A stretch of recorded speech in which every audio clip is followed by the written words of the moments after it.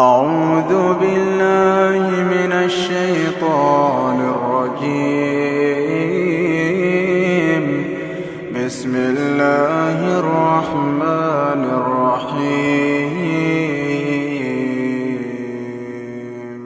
يا أيها الذين آمنوا لا تتخذوا عدوي وعدوكم أولياء تلقون إليهم بالمودة وقد كفروا بما جاءكم من الحق يخرجون الرسول وإياكم أن تؤمنوا بالله ربكم إن كنتم خرجتم جهادا في سبيلي وابتغاء مرضاتي تسرون إليهم بالمودة وأنا أعلم بما أخفيتم وما أعلنتم ومن يفعله منكم فقد ضل سواء السبيل. إن يثقفوكم يكونوا لكم أعداء ويبسطوا إليكم أيديهم وألسنتهم بالسوء وودوا لو تكفرون. لن تنفعكم أرحامكم ولا أولادكم يوم القيامة يفصل بينكم والله بما تعملون بصير.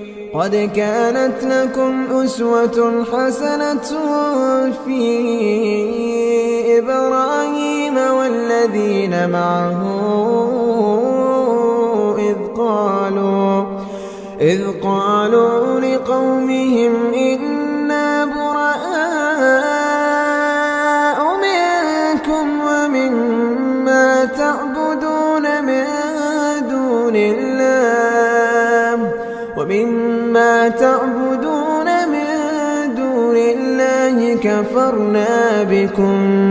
كفرنا بكم وبدأ بيننا وبينكم العداوة والبغضاء أبدا حتى تؤمنوا بالله وحده إلا قول إبراهيم لأبيه لأستغفرن لك وما أملك لك من الله من شيء. ربنا عليك توكلنا وإليك أنبنا وإليك المصير. ربنا لا تجعلنا فتنة للذين كفروا واغفر لنا ربنا إنك أنت العزيز الحكيم. لقد كان لكم فيهم أسوة حسنة لمن كان يرجو الله واليوم الآخر ومن يتول فإن الله هو الغني الحميد. عسى الله أن يجعل بينكم وبين الذين عاديتم منهم مودة والله قدير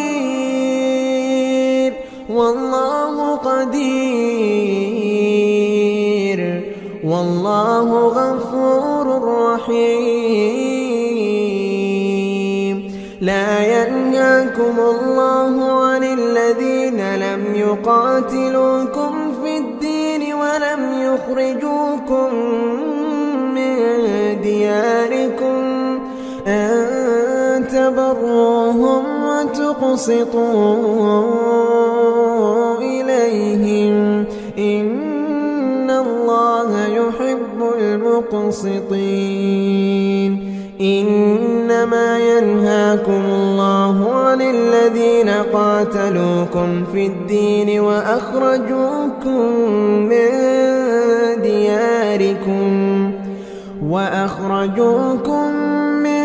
دياركم وظاهروا على إخراجكم أن تولوهم ومن يتولهم فأولئك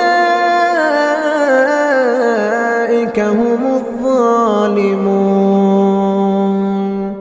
يا أيها الذين آمنوا إذا جاءكم المؤمنات مهاجرات فامتحنوهن الله أعلم بإيمانهن فإن علمتموهن مؤمنات فلا ترجعوهن إلى الكفار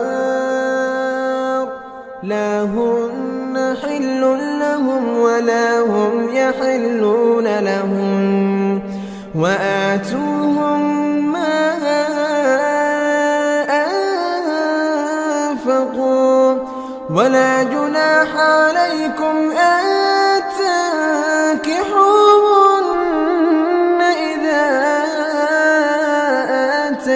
آتيتموهن أجورهن ولا تمسكوا بعصم الكوافر واسألوا ما أنفقتم وليسألوا ما أنفقوا ذلكم حكم الله يحكم بينكم والله عليم حكيم.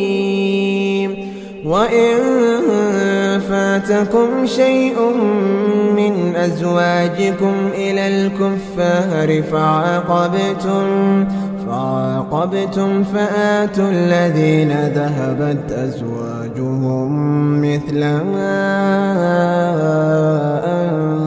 أنفقوا واتقوا الله الذي أنتم به مؤمنون. يا أيها النبي إذا جاءك المؤمنات يبايعنك على أن لا يشركن بالله شيئا ولا يسرقن ولا يزنين ولا يقتلن أولادهن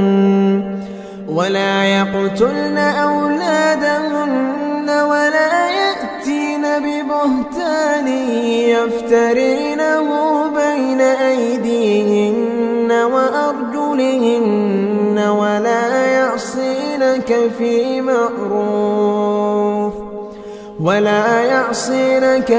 معروف فبايعهن واستغفر لهن الله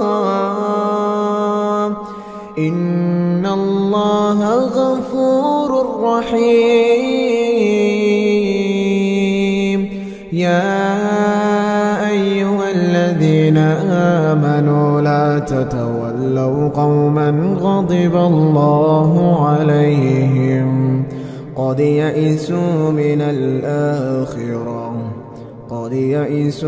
الآخرة كما يئس الكفار من أصحاب